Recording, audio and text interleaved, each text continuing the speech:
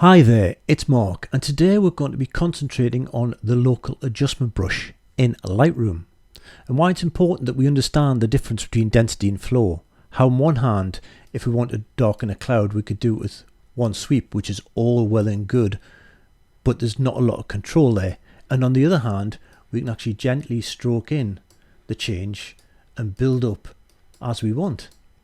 Far more control leads to much better editing.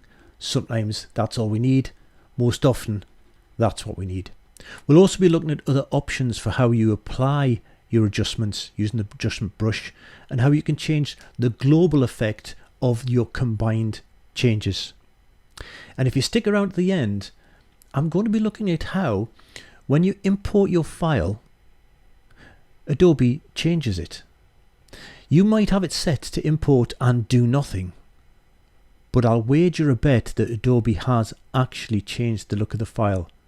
So I will show you a way of how to get it more true to the original raw file you have, and how we can save those settings and apply them to future imports. If you're not too bothered that it slightly brightens things, slightly sharpens things, even when you told it not to, fine. But if you'd like to know how to do something about that and start from as blank a canvas as you can have, stick around to the end. The picture we're going to be using is this one, which is in desperate need of some editing, looking at Newcastle River Tyne, Gateshead on the left, Newcastle on the right, and it is available on my website to download. It's in a zip file, and down there somewhere beneath this video on YouTube there will be a link in the comments for you to go and retrieve this picture. So press pause, go and retrieve it. I'll play some titles. I'll meet you on the other side. Yes, that's what we're going to do. I'll meet you on the other side. I may have had a coffee in the intermediate. Once again, I fail to speak. I shall see you shortly. Get a grip.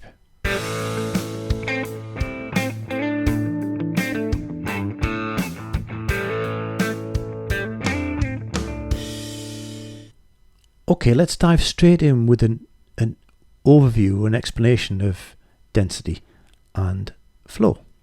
So I'm going to apply a local adjustment brush, and I'm going to have my flow and my density at 100. I'm going to zoom in here just to give me something approaching a blank canvas. So I'm going to use that area here. My brush is far too big. I'm going to brush down something smaller.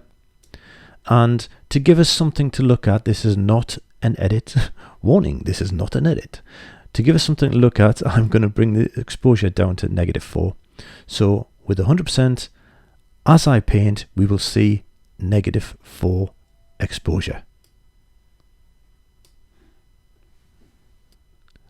Now let's do the same thing again, but I'll bring my density down to 50. You can use the slider, or indeed you can just type in the number. So with 50%, let's try it again at 25%.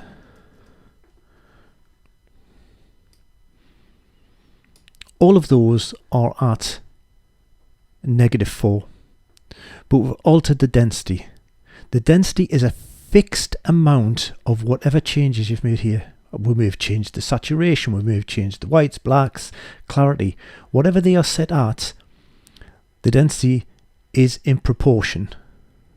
In this case, we've gone -4, kind of -2, because it's 50% of -4 and 50% off again. So that's 25%, so that's -1. And actually prove that that's -1 by adding a new brush. A new brush, and we'll go -1. Oh, come on, Mark, get it exact. There we go. And let's go full density. And let's just paint that there. And it's the same. Thus proving what density does. Now, that in itself is not entirely useful, but it does explain what density does. If I paint over that, and again, it will never change. It will always apply at whatever density I've added. So bring a random one down here, paint, paint, paint. It makes no difference. There's no concept of layering here. It is splattered onto your edit at that density of whatever adjustments you have made. Let's now have a look at flow. I'll just get rid of this one here. Delete mask 2. So let's create a new brush. Let's go -4 again. Let's take density up. Start with our reference there and across. Same. Let's take this to, we're doing flow this time. So flow at 50. And draw here. It's not as solid. Let's carry on. 25. Again, it's not solid, but watch what happens this time if I now paint. I'm at 25, the equivalent of -1, remember, because that was -4, that would be -2, this -1. But now let's paint. This time it layers. There is no hard stop as there was with density.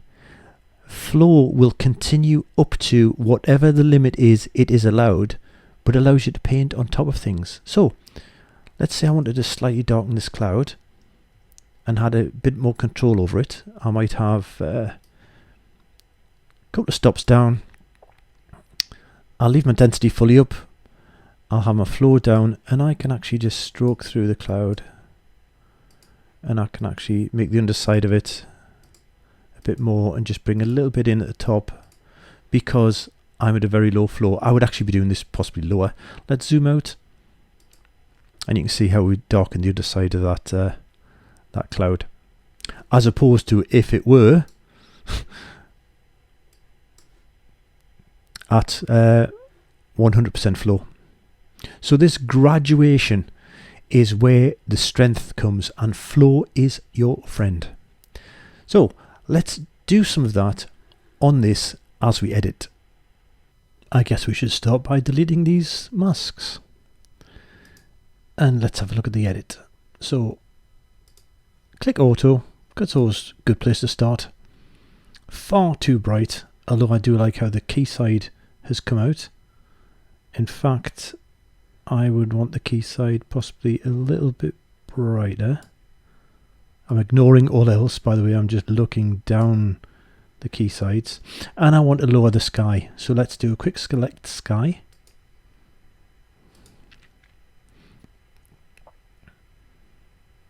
And we shall bring the exposure down.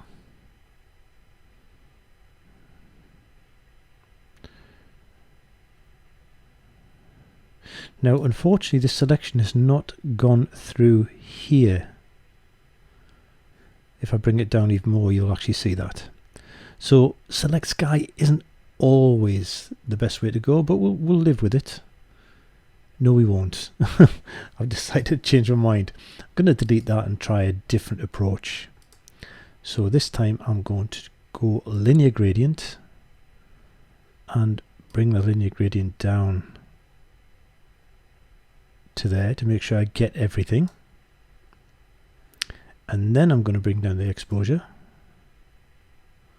And I don't mind the tops of the buildings going darker, because we're going to brighten the sky immediately behind the bridge, and therefore they would be in silhouette. So let us create some sort of glow which kind of matches the arc of the bridge.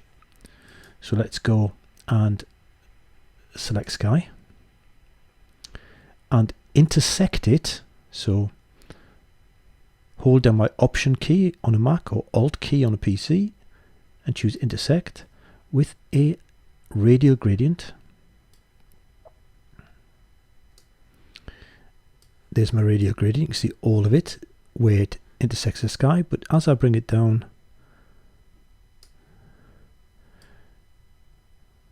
we've got that. And I'm going to increase the exposure there a little bit. And the highlights, I'm going to put more yellow in and some saturation. Still not happy that I've got blue in that line there. Let me go back to this one. And let's just tighten that up bring it down a bit more. Okay, that's better. Although I still would like that a little bit more yellow. So I'm just going to brush that in. Brush, and I'm just going to take my brush from one side to the other. Like so.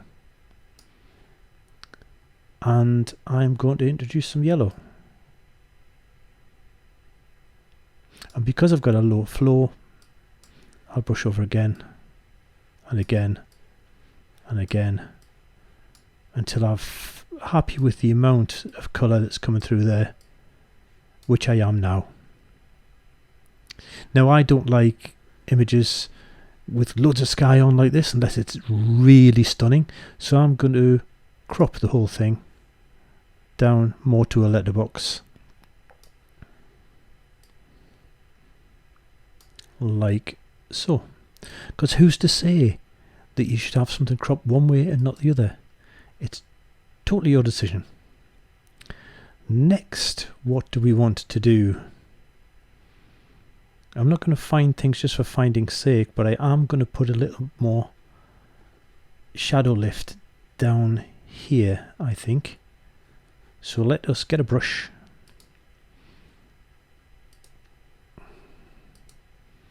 and with my flow down, I'm going to lift my shadows, flow a little bit more down so I can gradually bring this in.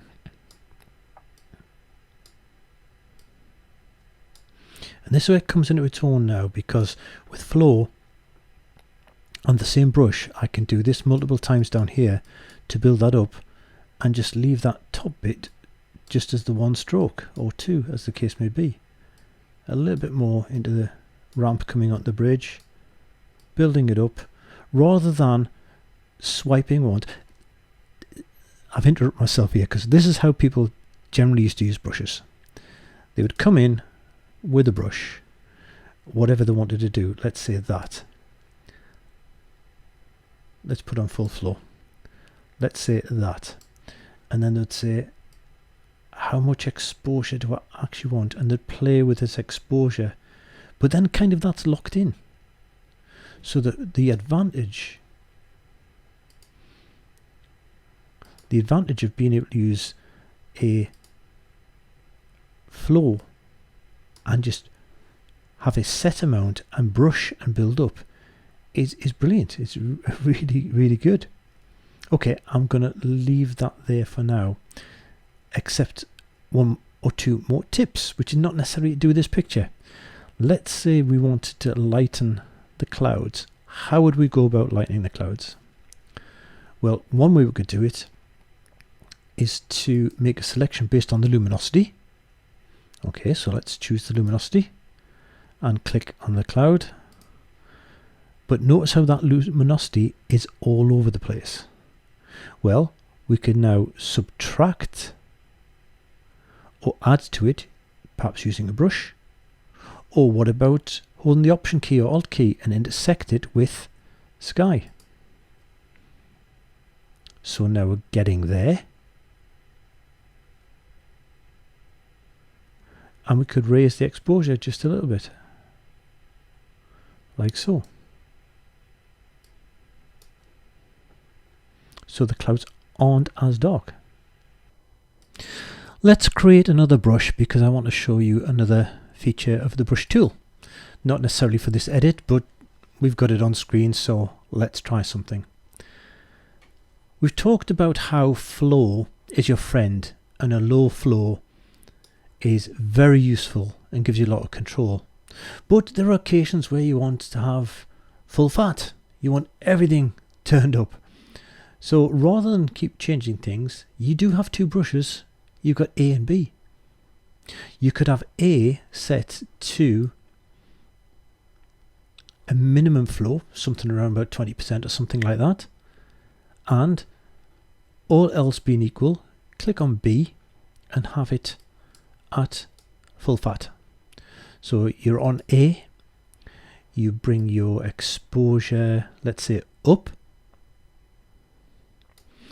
and you want to gently just brush in some bits and pieces and build that exposure up. You can see it's slowly building up over there as I'm brushing through.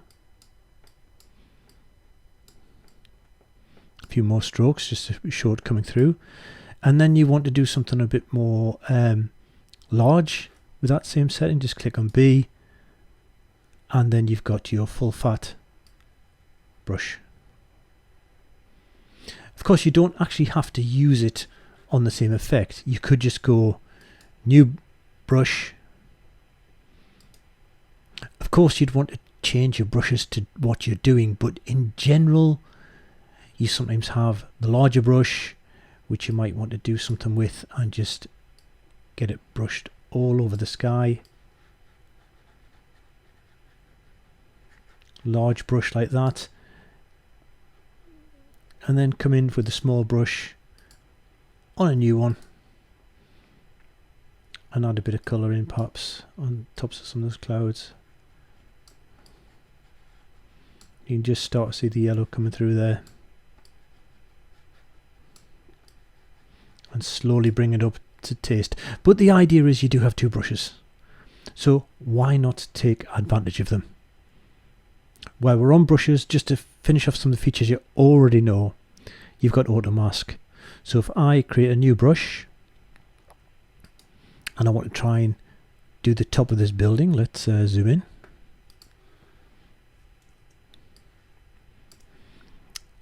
Let's say I wanted to lighten the top of this building, so I'm going to increase the exposure.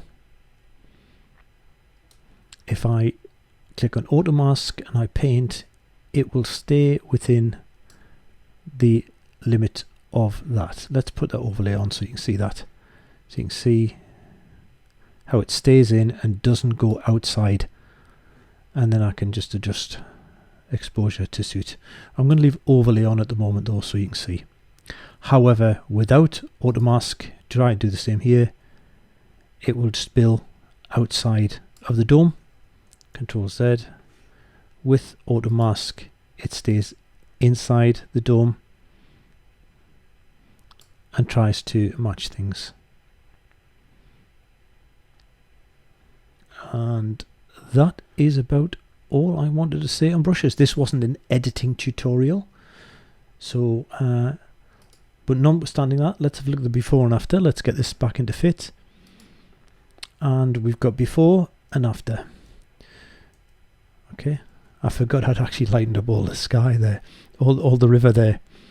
I'll tell you what I will do with the river though. Which one was it? Was it this one for the river?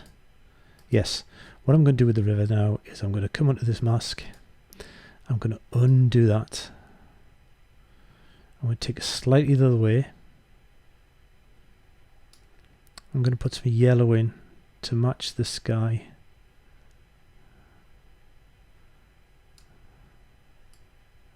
There we go. So before and after, / key, before and after. So there you are. That's the edit. We weren't really here to edit it. I wanted to show you about brushes. Now then, I did say if you stuck around the end, I'll tell you something about importing your files. When you import your file, you might choose not to apply any adjustment settings on import. You can apply adjustment settings on import, and they can be very useful to do so. However, let us see what actually happens here. I've got a copy of this picture. You can see where I'm currently recording. Where's my copy gone? It is in downloads. Alright, so there's the zip file you brought down to use this, and it contains this picture, but here's a copy of the picture. So let me get out of that edit, G for my gallery view, and I'm going to drag the copy in. This is akin to kicking off an import.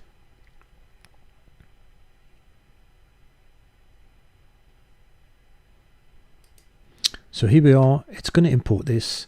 Over here I've got oh, I'm giving the game away there. I'm going to say none. So I don't want any development settings coming in. Just want to apply my copyright metadata, and I will click import. And once it's imported, I'm going to tap D for my develop module. That's our starting point, if you remember. Now notice we've got Adobe Color has been set, and notice too there is a modicum of sharpening that has been brought in. Yet we said no settings, but it has applied settings. It's applied Adobe Color. Let me change Adobe Color to something more akin to nothing. Let's go Adobe Neutral. You'd be surprised at the difference this makes. That is far more flat all round and is more close to your raw file. Let's also go into detail. You probably won't notice this, but let's take it out of sharpening. Very difficult to tell on this particular picture. Now that's how I'd prefer these to come in if I truly wanted to start from as close to the raw file as possible. So how can I do that? Well, in this picture, and this is a copy, in this picture all we have done is remove sharpening, and all we have done as far as the profile is concerned is put it onto neutral. Let us now, before we touch anything else, create a preset. So click on create preset, and you can see it's got sharpening and treatment and everything else is out. Now yours might have had everything selected. It depends where you last left off, but I'm going to say check none, treatment and profile, because we want the Adobe Neutral and we do want that sharpening detail as we have edited it, which was to remove it. And I'm going to call this flat as can be and create.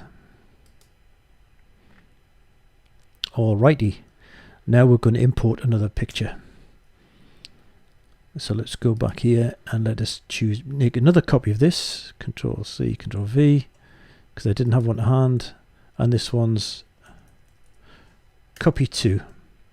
Let's drag and drop this into Lightroom, the same as plugging my camera in and getting everything to come off the SD card. There's the image. Up here in develop settings, I want to use a user preset, and you can see how I did the test on it, flat as a pancake. I'm going to go flat as can be, and we know flat as can be contains two things: 1, Adobe Neutral, and 2, no sharpening. Import D to develop it, and when it finishes loading, we've got Adobe Neutral and we've got no sharpening. So whether you're importing one picture or whether you are importing several pictures, all you need to do is on import, choose a develop setting here, which is one of your own creations, and that creation can be to flatten everything. And that's it. I'm going to leave it there because I know I've got a beer in the fridge and it's 3:30 on a Friday, so that's beer time, I'm sure. Why not? You click on the subscribe button and the like button, please. Leave any comments, ring the bell to be notified of future videos, and I'm out of here, and I'll see you on the next one. Bye for now.